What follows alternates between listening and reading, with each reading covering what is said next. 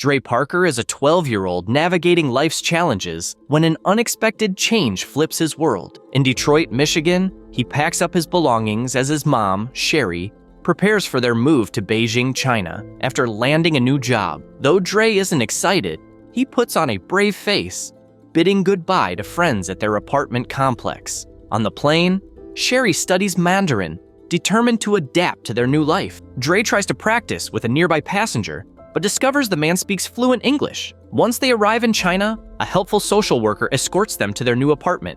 Soon, Dre befriends Harry, another American kid in the building. Settling in, Sherry sends Dre to find Mr. Han, the maintenance man, to fix their broken shower. Their first meeting doesn't go well. Mr. Han, busy with lunch, dismisses Dre's request. Leaving empty-handed, Dre joins Harry for basketball with local kids. During the game, he notices Mei Ying, a violinist who catches his attention. To impress her, Dre joins a ping-pong match with older kids but doesn't win. Mei Ying, however, is amused by his effort.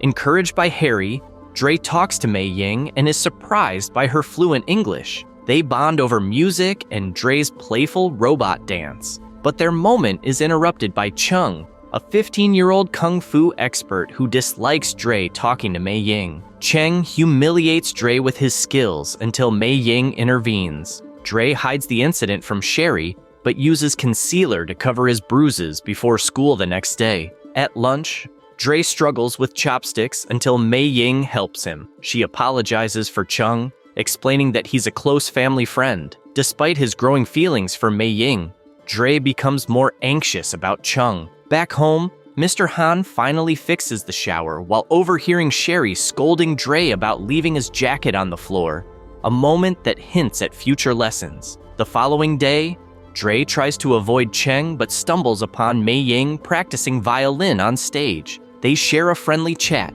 but as Dre leaves, he runs into Chung, who warns him to stay away from Mei Ying. Dre's new life in Beijing is proving to be more complicated than he expected. The next day, Dre and Sherry explore the lively streets of Beijing. Dre's attention is drawn to a martial arts academy, where students practice kung fu with remarkable precision. His curiosity quickly turns to dismay when he spots Cheng among the trainees. Feeling out of place and frustrated, he storms off, arguing with Sherry about their move to China. Unbeknownst to them, Mr. Han listens quietly as Dre vents his struggles while masking his deeper emotions. During a school trip to the Forbidden City, Mei suggests that Dre speak up about the bullying. Despite her concern, Dre hesitates and brushes off the idea, even when approached by the school's headmaster. Later, his frustration boils over. Spotting Chung and his gang on the street, Dre seizes the moment to retaliate by dousing them with a bucket of dirty water. Furious, the boys chase Dre through the streets, eventually trapping him near the maintenance shed. As Chung moves in for another attack, Mr. Han steps in, calmly warning the bullies to back off. When they refuse, Han displays his incredible kung fu skills, effortlessly fending them off until they retreat in shock. With the danger averted, Mr. Han takes Dre into the shed to treat his injuries. Using fire cupping, an ancient Chinese healing technique, he begins to care for Dre, marking the start of an unexpected bond between them. Dre, impressed by Mr. Han's skills, asks him to teach kung fu, driven largely by his fear of the bullies. Mr. Han declines at first, but decides to help in another way. He takes Dre to Lee's Fighting Dragon studio, hoping to resolve the conflict peacefully. However, they witness Master Lee's severe methods, where students are pushed to show no mercy during practice. Chung accuses Mr. Han of attacking him, prompting Master Lee to suggest a sparring session to settle the score. Reluctantly, Mr. Han proposes a deal instead. Dre will compete in the upcoming Kung Fu tournament if Chung and his group leave him alone to train. Master Lee agrees but warns that Dre must participate or face consequences. As they leave, Mr. Han explains the situation to Dre and promises to train him for the competition. The next morning, Dre eagerly heads to Mr. Han's house for his first lesson, telling Sherry he's excited to learn kung fu for self-defense. Upon arriving, he notices an old, broken-down Volkswagen car in the driveway and asks about it. Trying to impress Mr. Han, Dre shows off his gymnastics moves, demonstrating his flexibility and agility. To Dre's surprise, the first lesson isn't flashy kicks or punches. Instead, Mr. Han makes him repeatedly hang up his jacket, take it down, wear it, and remove it again. Although skeptical, Dre follows the routine daily, rain or shine, gradually building muscle memory.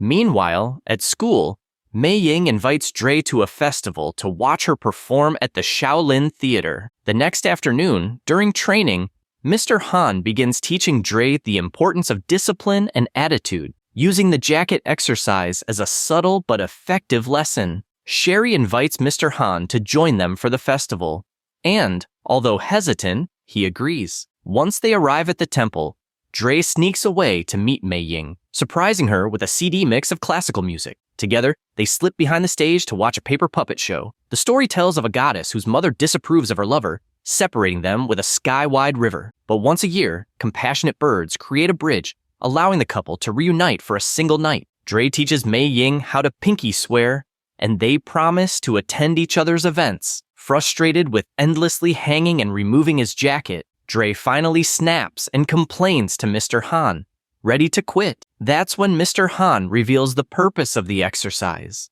It has been secretly teaching Dre Kung Fu fundamentals like strength, stances, and reflexes. As they spar, Dre realizes his movements flow naturally into defensive techniques. Afterward, Mr. Han explains that Kung Fu isn't just about fighting, it's woven into everything they do. A few days later, Mr. Han takes Dre on a journey to the Wudang Mountains to deepen his understanding of Qi. After climbing steep stone steps to the Dragon Well Temple, Dre witnesses monks performing elegant Kung Fu, forms that harness their inner energy. One woman catches his eye as she gracefully moves while facing a poisonous cobra, mirroring its actions with calm precision. Mr. Han explains the importance of harmony and lets Dre drink from the Dragon Well, said to have mystical powers. He teaches Dre to move fluidly, like water, drawing inspiration from the cobra's reflection of the woman's motions. By the river,